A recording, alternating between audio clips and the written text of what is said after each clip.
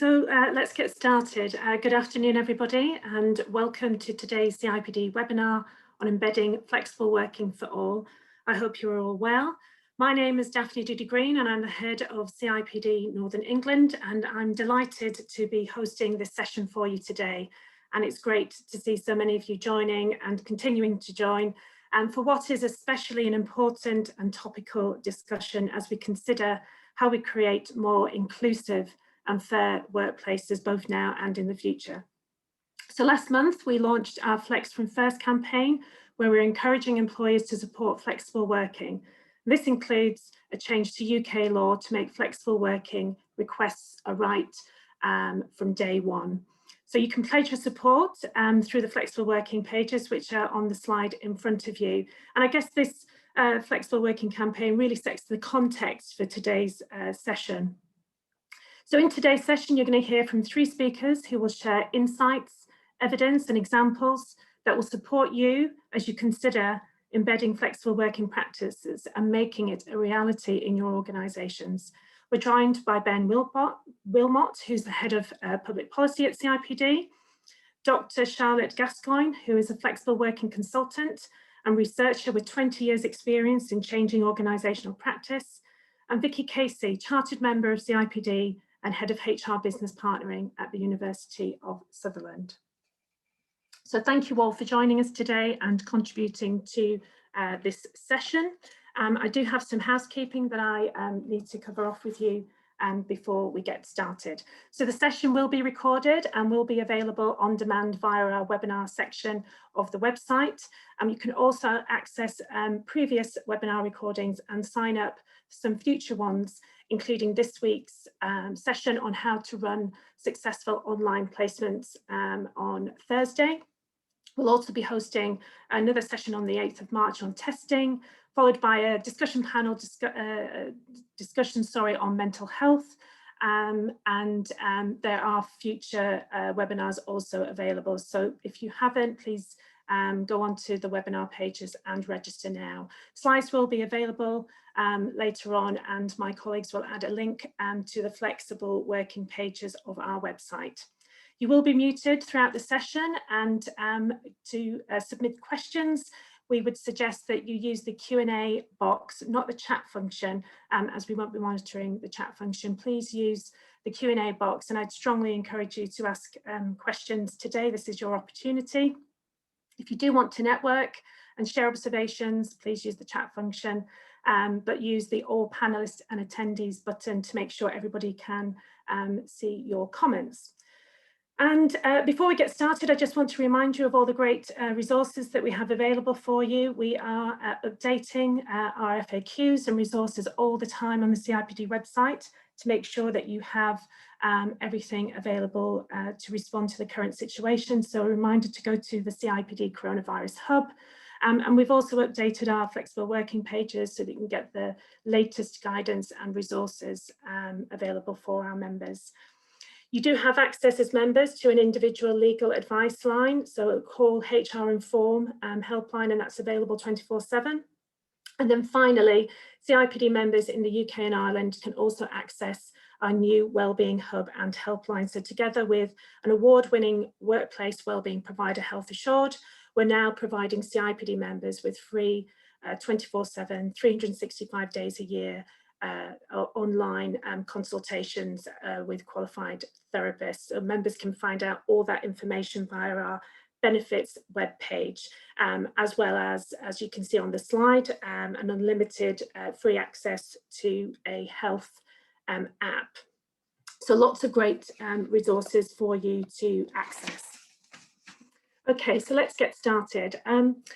CIPD has been championing flexible working practices for many years now, and although the pandemic has driven an increase in remote working, it's clear that employers need to understand flexible working in a much better way than beyond just home working.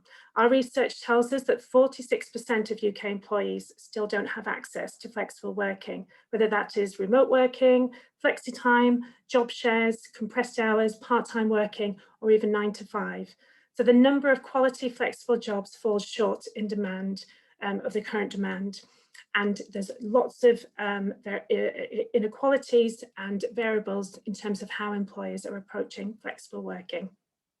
So as we think about returning to the workplace, as we think about creating better work and fair work, and with the disruption of COVID, we now have a significant opportunity to embrace flexibility that benefits employees and organisations more broadly. So I'm delighted to have our three speakers, as mentioned earlier. Ben will be our first speaker, followed by Charlotte, and then we'll finish with Vicky. We'll open up for questions for the remainder of the session. So can I encourage you again to post your questions, and I'll get through as many as we possibly can. So that's it for me for now. I'm going to hand over to Ben to get us started. Thank you, Ben. Thanks, Daphne, and good morning, everybody. So I thought a good place to start would be to provide a bit of context and to draw on some new survey data that helps to provide some of the rationale behind our Flex from the First campaign. So next slide, please, Christian, thank you. So rather fortuitously, just before the pandemic, our labour market economist, John Boyes, did some analysis on home working trends up to that point, up to the end of 2019. And this slide is taken from his report. And so what it shows is data from the ONS labour force survey.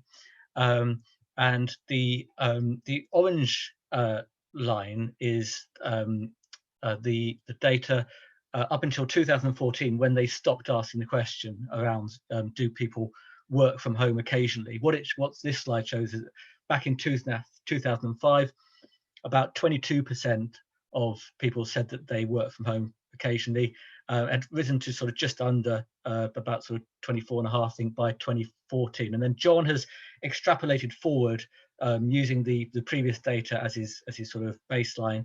And so his projection is that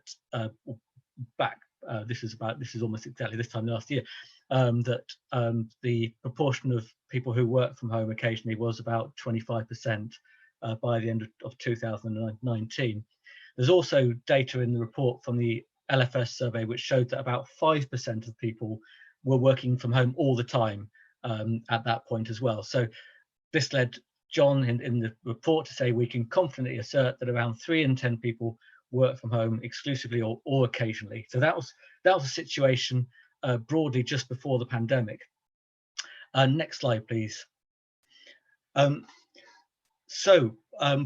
what about now? And we have new data from an employee survey which we ran in early January this year. And what that showed is that about 4 in 10 people said that they had typically have worked from home since the start of the pandemic, either all the time or most of the time. And a further 17% said they worked from home some of the time. And then you had about 44% of people who had continued to have to attend their physical workplace. Next slide, please. But what about the future?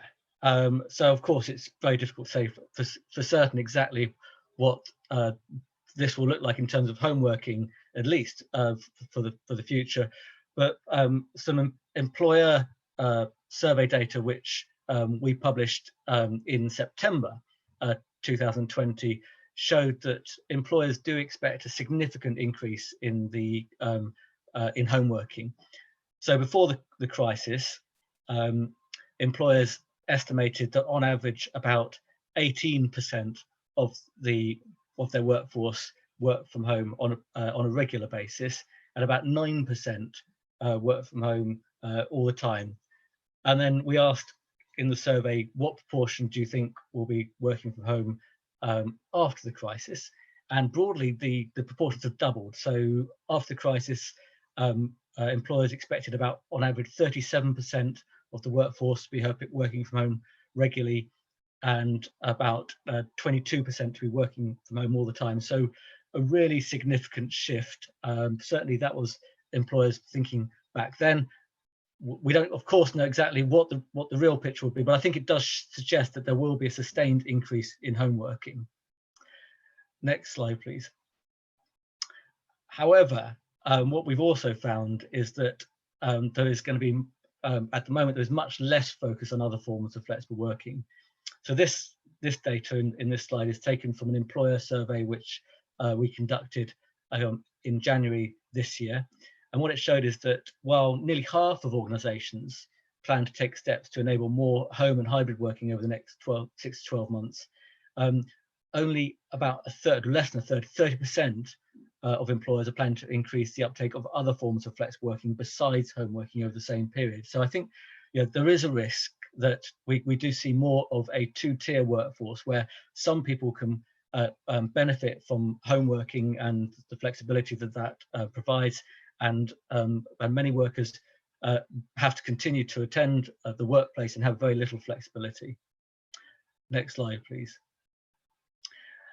So currently, overall, again, this is from the employee survey from January this year, 54% of respondents, this is a sample of 2,000 employees weighted to be representative of people working in the UK. So 54% said that they have flexibility in their current role, and 46% said they have no flexibility. Next slide, please. But we also found from this survey that there's real unmet demand. So not only do some people, have no flexible working at all, many people who do work flexibly are not working flexibly in a way that would most suit them. So this slide shows the sort of flexible working besides home working that people are able to use, and then what they would choose. So for example, if we look at annualized hours, 4% of respondents said that they currently work on benefit from annualized hours, but 12% would choose to work in this way if they could. Very significant unmet demand for flexi time. And then if you look at compressed hours, so in our survey, 3% of people said that they benefited from either a 9-day fortnight or a 4-day week, but 19% they would like to benefit from compressed hours. So again, this really shows a gap between the sort of flexibility that people benefit from and the sort of flexibility they would optimally be able to choose from. Next slide, please. And the employee survey also suggested that there are significant issues around fairness and availability of flexible working practices from an employee perspective. So 74% agreed it is important people who can't work from home can work flexibly in other ways. 41% agree that it is unfair that some people can work from home while others have to continue to attend their employer's workplace and have little flexibility. Nearly 4 in 10 respondents said their employer seeks to provide choice to people over when and where they work, suggesting this is a very significant proportion of respondents who don't believe that is the case. And while 49% agree they're able to work flexibly in the way that best suits their life at the moment, 43% say they have very limited flexibility in the way they currently work. Next slide, please. So this is really part of the sort of rationale for our Flex from the first campaign, and of course there was also a significant business case for investing in flex working in terms of increased motivation, recruitment, retention, support for working parents, older workers, etc. Because increasingly an aging workforce is going to mean that employers are going to have to be more flexible if they're going to be able to recruit and retain the workforce that they need. So the Flex from the first campaign is calling on employers and the government to make the right to request flexible working a day one right. Now we know that about 30% of employers already provide the right to request flexible working from day one. So to a large extent, the campaign is really about increasing the uptake of existing good practice. But we also think there is a strong case for government to make the right to request flexible working a day one right, rather than something you have to effectively earn after working for an employer for 26 weeks. So we think that would support a move towards more inclusive flexible working and boost the number of conversations that happen around flexibility in the workplace. Next slide, please. We'll also be championing the campaign through the work of the Flexible Working Task Force. The Flexible Working Task Force was formed under the last government, but then its work was slightly curtailed by the pandemic. But the Small Business Minister in the current government, Paul Scully, has written to CIPD's CEO Peter Cheese, asking to reconvene and co-chair the task force over the next year.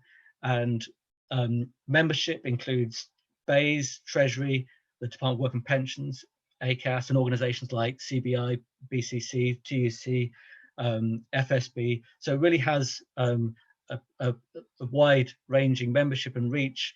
The first 6 months of the task force will really be looking at a review of hybrid working practices and the creation of best practice guidance.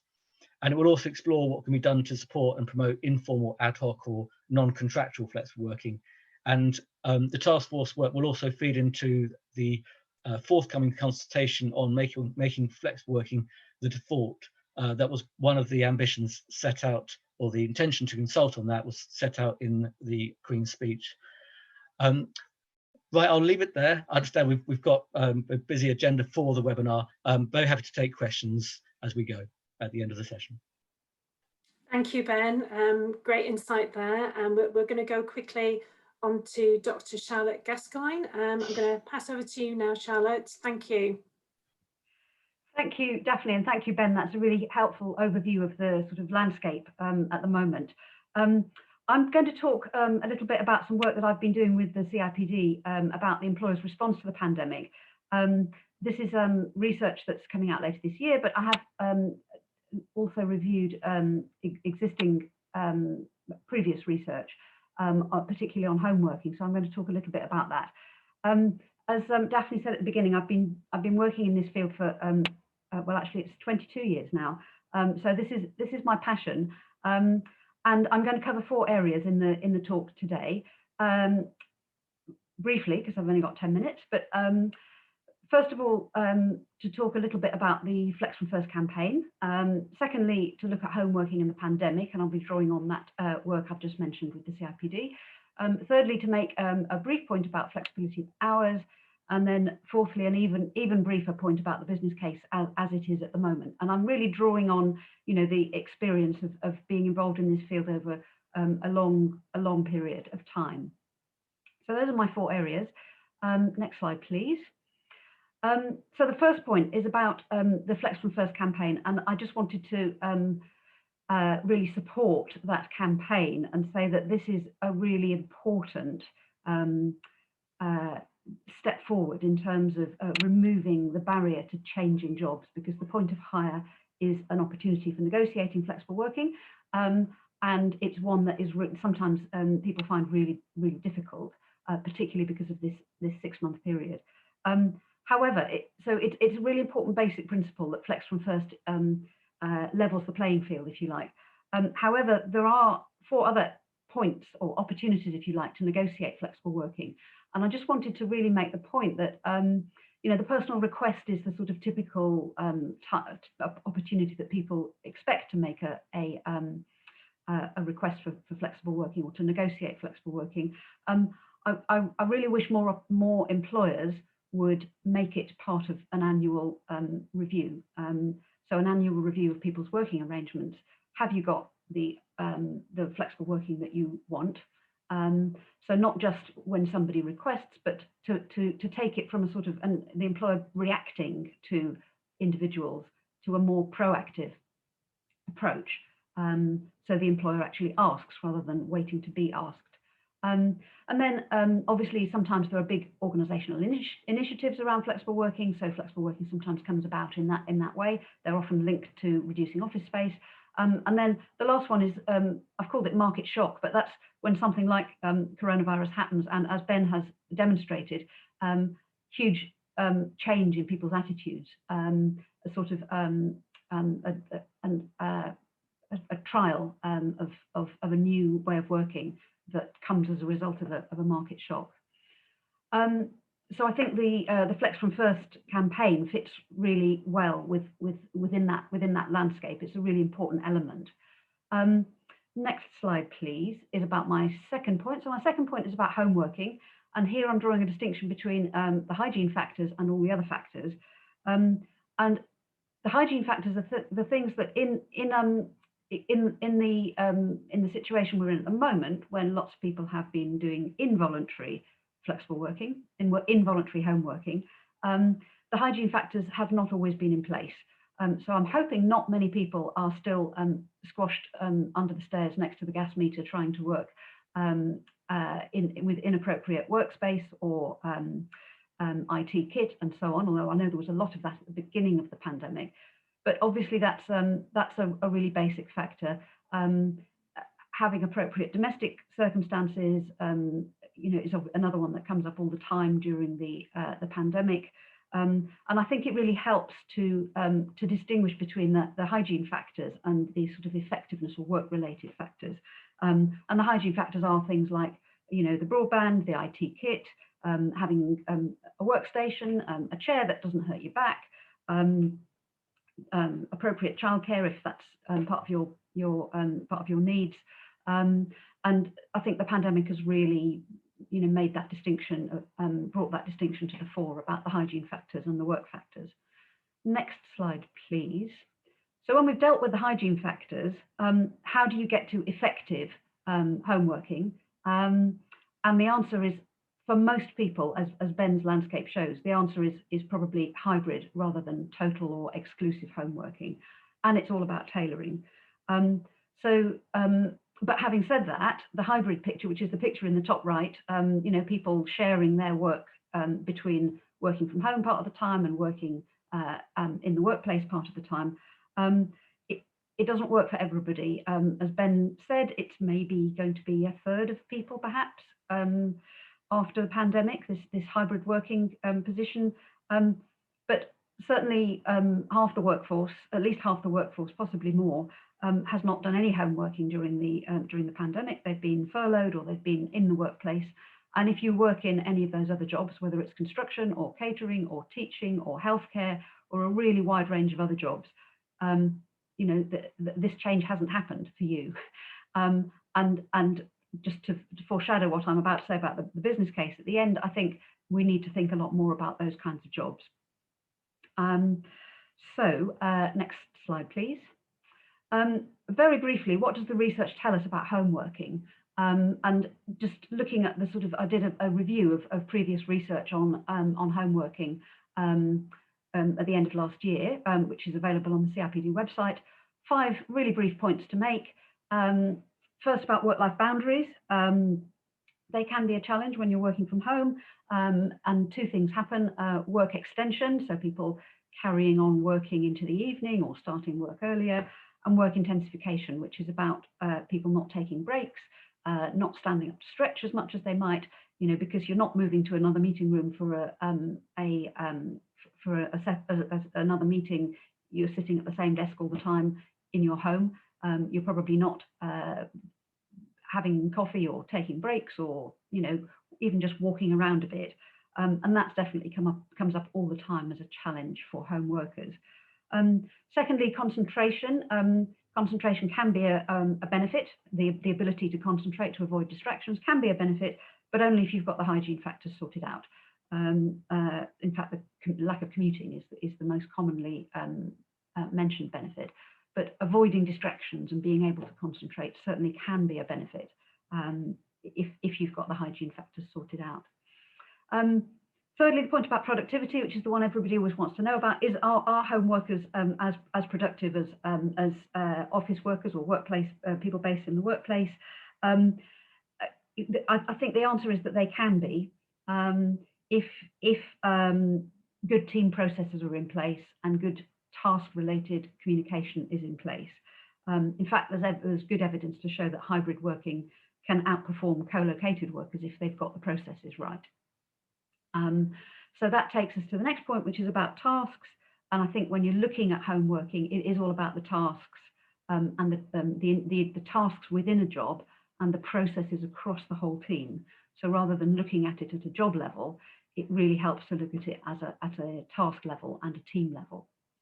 And then finally, there are long-term impacts of working from home, which mostly haven't come up during the pandemic, because although it feels like it's been going on forever, it is actually only just about a year.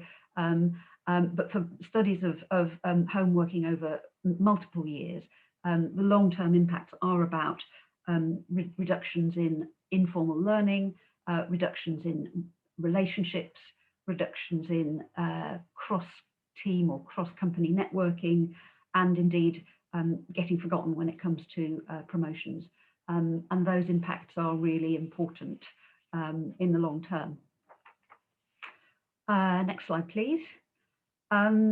So in terms of flexible hours, as Ben said, there's been much less change in flexible attitudes to flexible hours than there has in attitudes to home working or flexible location.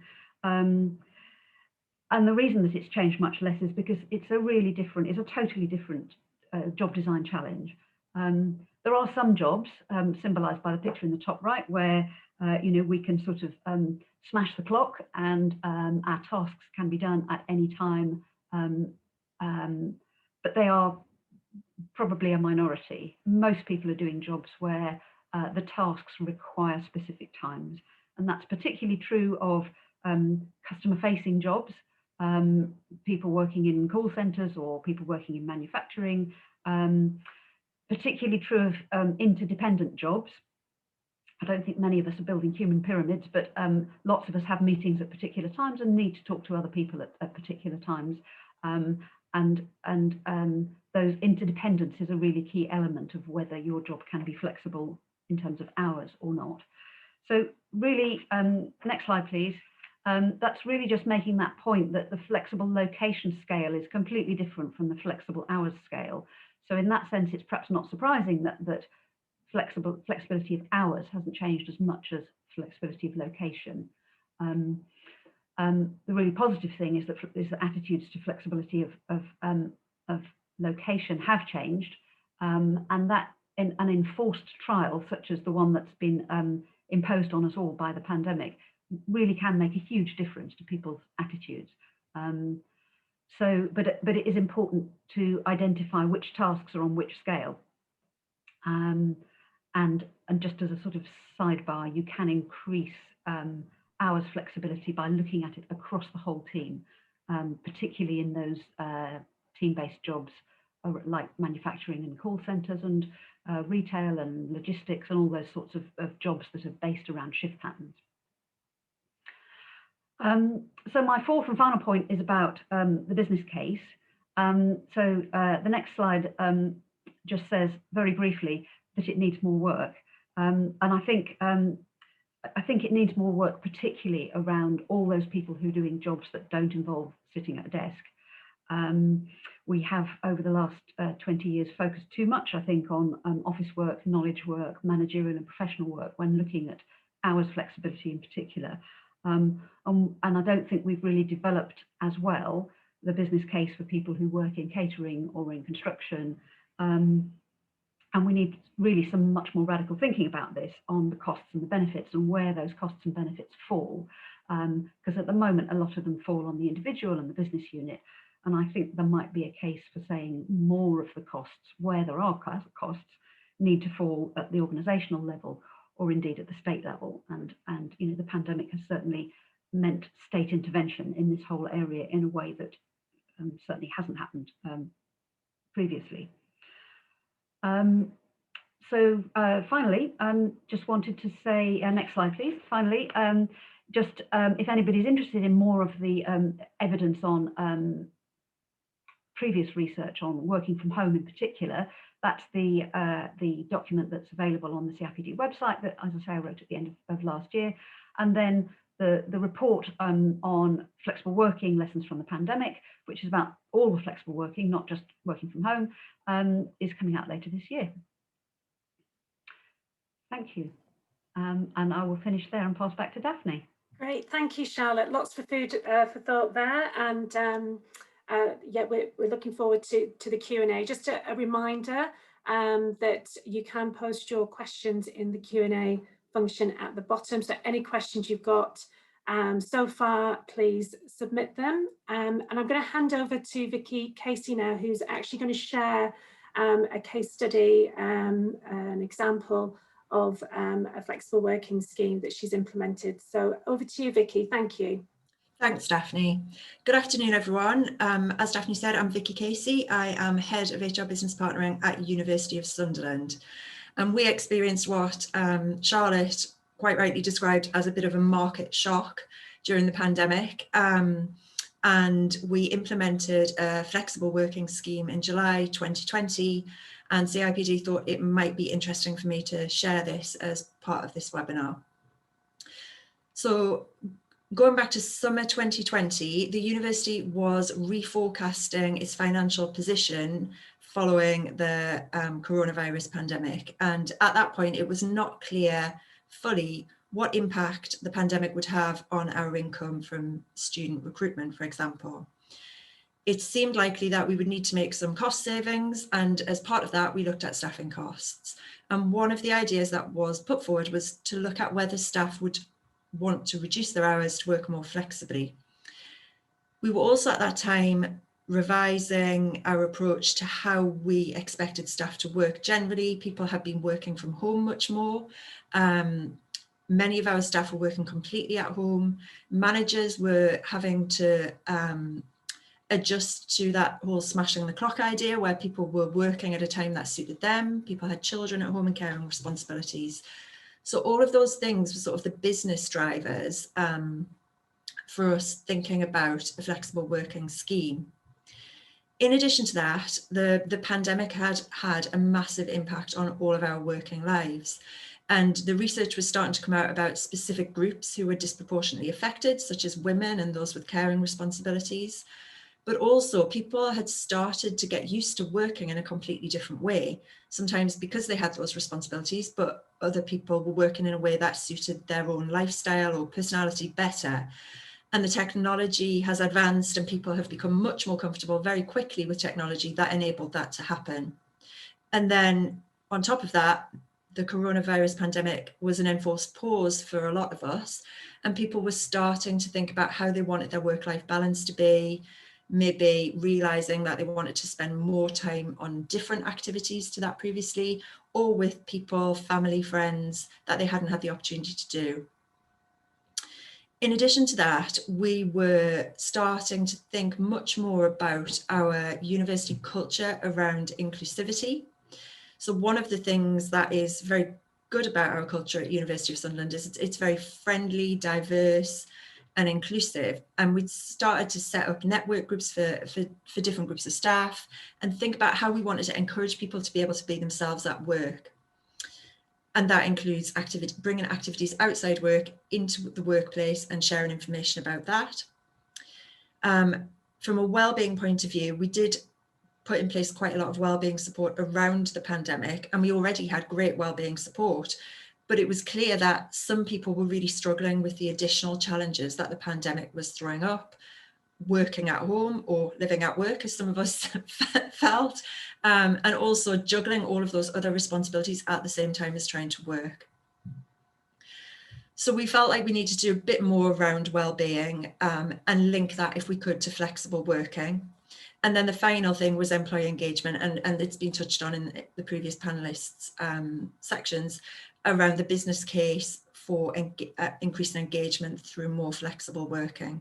So all of those things sort of melded together into an idea to initiate something around flexible working. Next slide, please.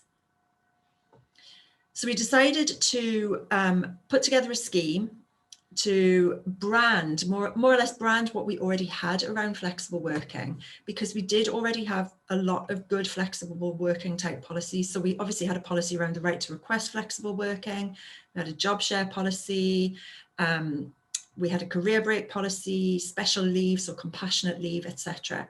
So we had all of those things in place, but they were very long, bureaucratic policies hidden away on our website, and we might have a handful of applications each year for flexible working, but generally it wasn't at the forefront of people's minds. So the first thing we did was pull together a project group, and a massive thank you to my colleagues Justine Gillespie, Elizabeth Green and Charlene Offer, who were the three people who really led that project group. We also brought in staff from our marketing team, our IT team and payroll team, along with staff development, to think about the kind of support we would need from other areas of the university and the HR department. We then went out and talked to some of the key stakeholders to ask how they felt about flexible working, and float this idea of launching a scheme to try and work out what might be important in ensuring it was a success. So we talked to our trade unions to start with, who came up with some really good ideas about the things that might be barriers to people asking about flexible working.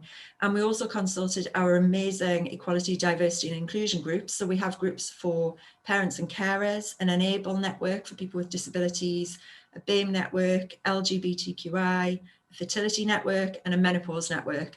So talking to those groups gives us a really good idea about the different factors that might be important to different groups of staff. And they're really good for bouncing ideas off and discussing initiatives with. So we talked to them. What we decided as a result of all of that was that we didn't really need to do a lot of new things. What would probably work best was pulling together what we already had into a more branded approach that was easier for people to access, easier for people to understand, and easier for people to buy into. And step one in that was around widening access to what was already there and reducing the eligibility requirements down.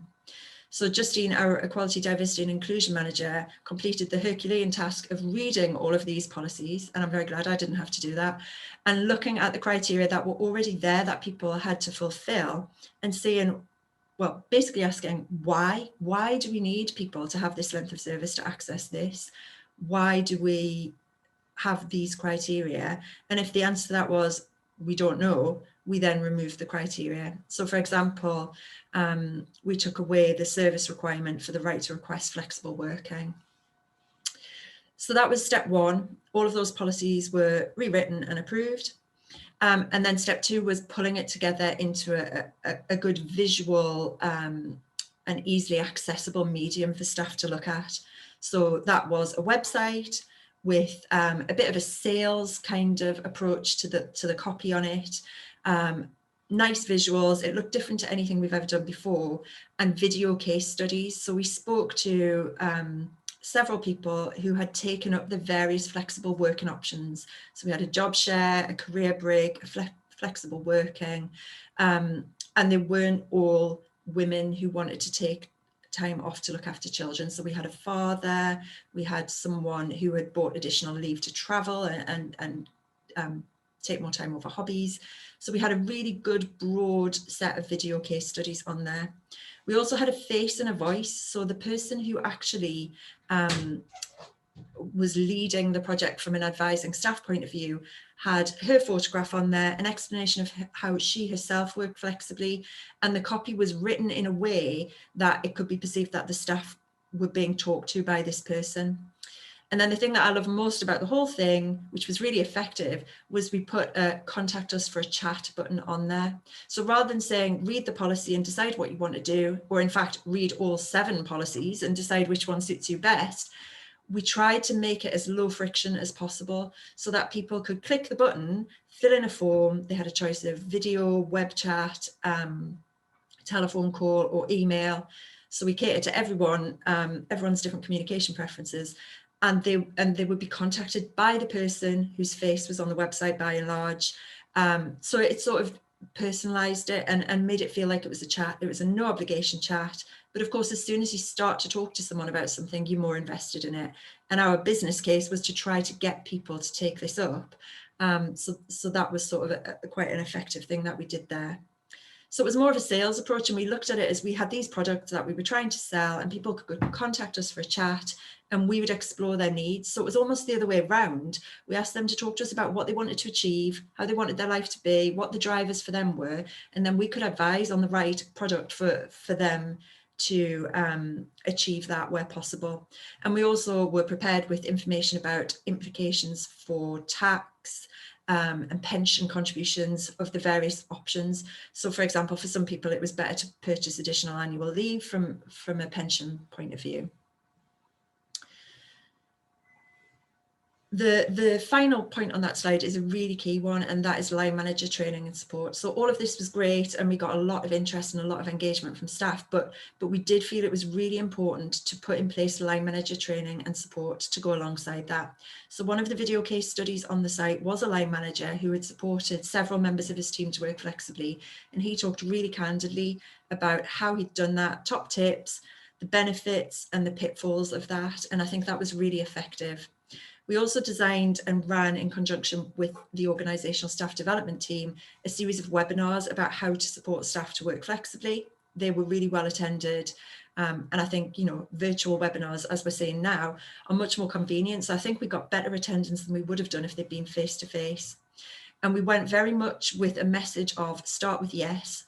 So obviously, going back to the fact the university had a business case, we wanted to make some staff cost savings. We were saying to line managers, start from yes and work backwards from there. And the HR business partners in my team were involved in having those conversations and making sure that that approach was in place. Next slide, please.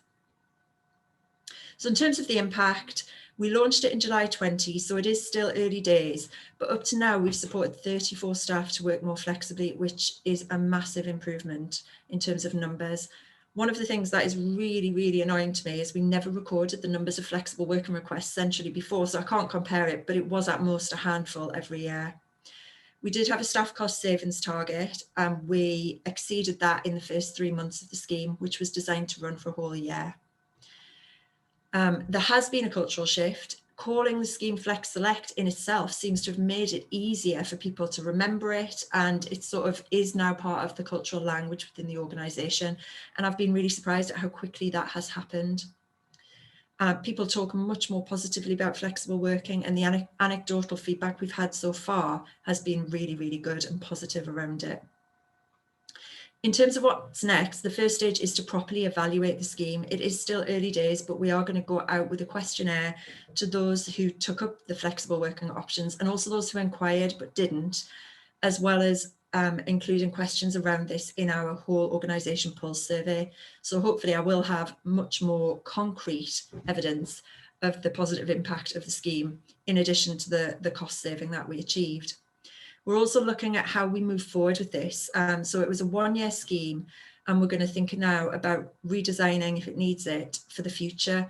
We're launching an agile working statement at the university, which is about, you know, how we're going to work going forward in a more hybrid way. So it ties in with that. So for next academic year, we would hope to have a more permanent Flex Select scheme in place. Next slide, please. So then my top tips and takeaways are involve stakeholders. So as I said, we used our network groups. We got some great suggestions for them. So for example, one of the key things that was flagged was people were reluctant to come forward because at that point, all of the media coverage was around job uncertainty. People were saying, what if I'm made redundant and I've reduced my hours? Does that mean I will lose out on redundancy pay? So we put in place a guarantee for this year that if there was any redundancy consultation, it would be based on previous higher hours rather than a reduction under the Flex Select scheme. Take a branded approach to it. We already had most of these things in place, but we just changed how we actually sold it to people. That had a massive impact. Make it as low friction as possible. You know, it's a relatively small investment of time to explore people's needs with them rather than expecting them to read a lot of documents. Having a face and a voice to it seemed to entice people to get in touch. It was a bit more friendly. And the final point is using video case studies. They were so effective. And when I've been talking to people about taking up the scheme, they have mentioned listening to them and giving them the confidence that they would be listened to and that other people had done it, and that maybe hearing even some of the things that hadn't worked so well helped them to scope out what it was they wanted to achieve. Thank you very much. Thank you, Vicky. Huge amount of insight and great case study for the university. So thank you so much for being here and sharing that today. So questions are coming in. I'm going to get straight to it so that we use as much time as possible to answer the questions. So Ben, very quick question for you, and then we can move on to some of the more detailed ones, is around best practice guidance. I'm sure on the back of the Flex from First campaign, and I know that we're updating our content around flexible working, but is there anything else coming out in terms of guidance and best practice? I know Charlotte mentioned some work as well, but yeah, over to you. Yeah, I mean, I think, hopefully we've got quite a lot of good practice guidance around flexible working already, but as Charlotte has said, the piece of work that she's been leading on will also translate into hopefully quite a lot of practical insights and guidance based on, I think, Charlotte, we had 7 case study organisations involved in that research. Yeah, I mean, I don't know if you want anything to add on that specifically. No, that's fine. I think for any of our listeners, I'd encourage you to just keep going onto our flexible working pages and resources for members to get any updated information. So I've got a question here. I guess it's broadly about influencing flexible working. So where you're in an organisation, for example, who are not really bought into the idea of flexible working or working from home, and having to influence leadership to really embrace flexible working. I'll put this out to the panel. Any ideas, any ways and approaches that people can take away from today's call? Sure. Do you want to go, Charlotte? Yeah. I guess my top tip would be to build a business case that's individual, as in that is targeted at you and your job, but you get your colleagues on board, because often an employer or a line manager who is reluctant is being led by some sort of quite old-fashioned ideas about how if somebody is working from home, then all the work will land on the people who are left in the office. So it is about designing the work across the team and coordinating the tasks so that you can overcome those objections, counter those objections. And if you've got your team colleagues on board with you, then it's much easier to make the case to a manager if you've got your team colleagues on board with you. Yeah, I think the other something else we would recommend, which sounds like Vicky's probably would also support, is if you pilot an approach, then you can start to really demonstrate within the context of your organisation what the benefits might be in different ways. And on the business case, we've also the Flex Working Task Force, before it went into hibernation during the pandemic, did publish a summary of the evidence around the business case. That's on our website, which is worth a look. Okay, thank you, Ben. Can I just come in there too? Yeah, so absolutely. One of the things that I think is really helpful is to get line managers talking to each other about this. So I mentioned that we had a video case study, but also when we ran the webinars, I think managers who had experience of enabling and supporting people to work flexibly, discussing their experiences with their colleagues who hadn't, was a really good encouragement to those managers to see how it could work, and being honest about the things that are difficult, because, and I think going back to what Charlotte said about building your own individual business case when you ask for flexible working, being honest about what the challenges are going to be and the ways that they could potentially be mitigated is really key. Yeah, absolutely, Vicky. I think investment in line management and mindset around line managers is really really important. So sorry, more questions coming in, a few for you, Vicky, but before I move on, There is a question about you know, people who potentially don't want to work flexibly, who want to work in the office. And again, I guess this is another dynamic of flexible working. So whilst we're thinking about returning to the workplace, there are many employees who don't really want that option. What would you say in terms of you know, this question from one of our listeners? Charlotte, do you want to pick that up? Oh, Ben? I mean, I was just, sorry, Charlotte. Ben. I was just going to make the point that, you know, where possible, you know, I think individual choice is critical. And if you know, as an employer, you can you know, meet the needs of the business, and you can meet the you know, the preferences of how people want to work. That's the sweet spot, ideally, I think. And Charlotte, did you want to add to that? Yeah, I just add, I totally agree. It's about it being voluntary rather than involuntary, and a lot of what we've seen during the pandemic, as I said, is involuntary flexible working. But I think in terms of being fair across the team, a much more proactive approach is really helpful. And I really liked what Vicky had to say about the sort of calling it a sales approach to flexible working.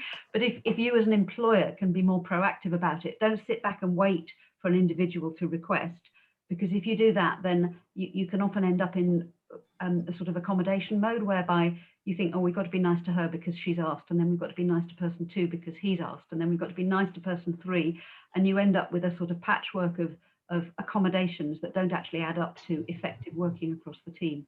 Whereas you can be much fairer if you look at it across the whole team, and you take into account the needs of the people who want to work in the office, as well as the people who want to work different hours or in different places. And so it is about the sort of the line manager really taking control of that, rather than sitting back and just, you know, sort of hoping nobody asks.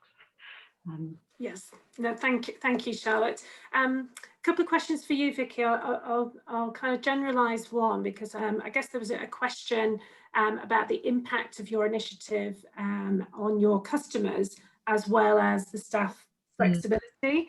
So how, you know, in all that you did over the last year, how did you make sure that customers' experience wasn't impacted? That's a really interesting question. So we're obviously a university, so our primary customers are students, and the take-up of the Flex scheme was much lower among academic staff. Now, academic staff generally have a lot of flexibility in how they organise their own work, so that is probably one of the factors in it. But the other might be they are more customer facing than the support staff. So it was around 87% of our uptake was support staff. The customer experience, whether that is a student or an internal customer, could not be impacted to such a degree detrimentally by the request. So we would say no if it was going to reduce customer experience. But what we found by and large was that with a little bit of creativity and ingenuity, it was possible to accommodate most of the requests that we had. And it came down to I think one of the good things that we put in place was follow-up, which we didn't have before. So line managers could make that decision themselves without any sort of HR discussion. You know, the good line managers would discuss it with their business partner, but many often just made the decision themselves. But because we were having the initial conversations, we would then follow up with the individual and say, what happened? Did you put in a request? Have you had that conversation? Follow it up with the line manager. And people were talking about it more. So it was about helping the managers explore how it could be accommodated without there being a detrimental impact on the customer experience. There were some that we couldn't accommodate, of course, sure.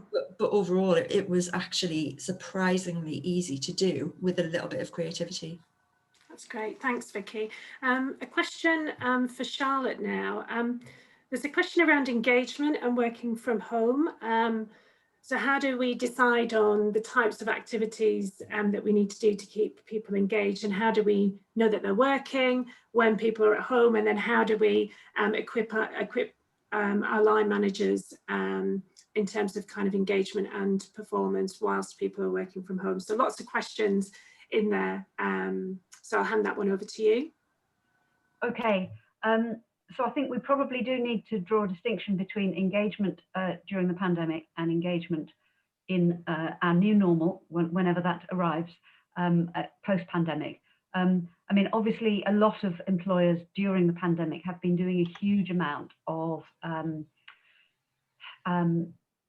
you know, well, the sort of the pub quiz type activities, online social activities, to try to keep that sense of team, to keep that sense of engagement with the organisation. And, you know, a really wide range of activities. You know, the pub quiz is the most obvious one, but lots of, you know, charity fundraising activities, health and fitness activities, also, you know, every kind of social team event that involves sort of virtual food and drink and playing games and all sorts of things. And depending on the type of organisation you're in and the type of people you're working with, you know, there's a really wide range of those opportunities. Having said that, I think those are the sorts of things that really need to be done during a pandemic when people can't go out. Sure. I think in a post-pandemic scenario, when people get their normal social life back, the issue is going to be much more much less about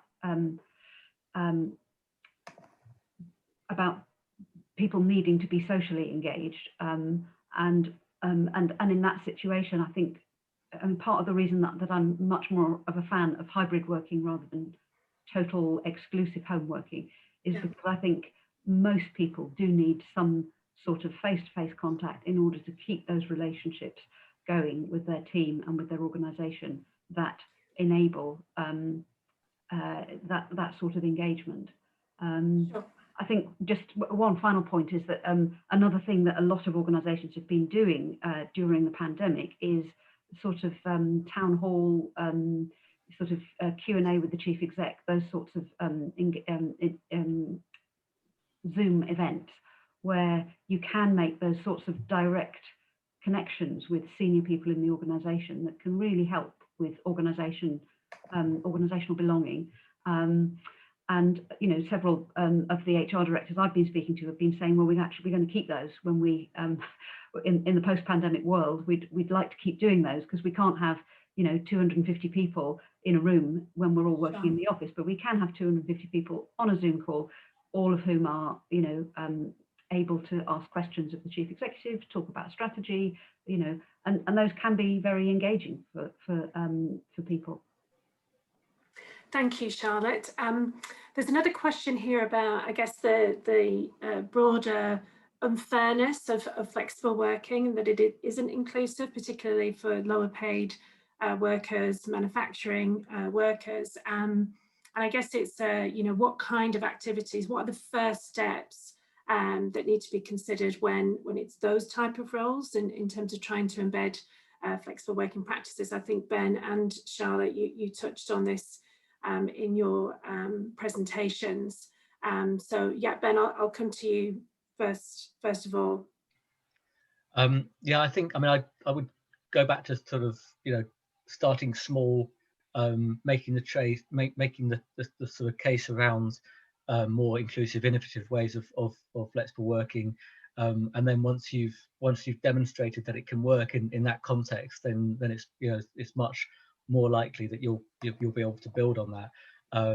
So I think the other thing I think a key point generally around flexible working is that organisations really do need to invest more in how they support their line managers to manage people properly. I know that point's come across very strongly, but those core people management behaviours around empathy, around communication, around flexibility and support, really knowing your staff and what makes them tick and demonstrating you care about them, that lies at the heart of you know, trust-based and inflexible working practices. So I think sometimes, you know, those sort of core aspects are slightly overlooked sometimes. Sure, no, thanks, Ben. And I think we've got a couple of minutes left. So one more question for Vicky, particularly around your suggestion of agile working as a kind of, you know, next step, and how does that tie into the kind of Flex Select scheme? Yeah, so at the moment we are we have initial thoughts around agile working, and we see that we would have a statement setting out our overarching approach to being more agile in how we work, and then underneath that would be a set of policies and procedures that would help put that in place. And one of those things would be a flex select kind of arrangement, whatever that ends up being permanently. And you know, there would also be things like a home working policy. It would address some of the things that are coming out in the questions around equipment and tax implications and things like that. So it's really the devil in the detail of agile working.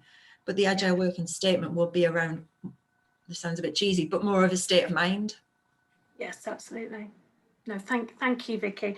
And there have been a few questions around business case, around resources, and case studies. So what I would recommend is that you, again, keep looking on the flexible working pages, and as part of the Flex from First campaign, we are gathering case studies, and that will, of course, feed into best practice, and Ben and Charlotte have mentioned the guidance that's coming out as well. So our time is up. So thank you all for joining the webinar today. I hope you found it useful, and thank you to all of our contributors and speakers for giving up their time as well.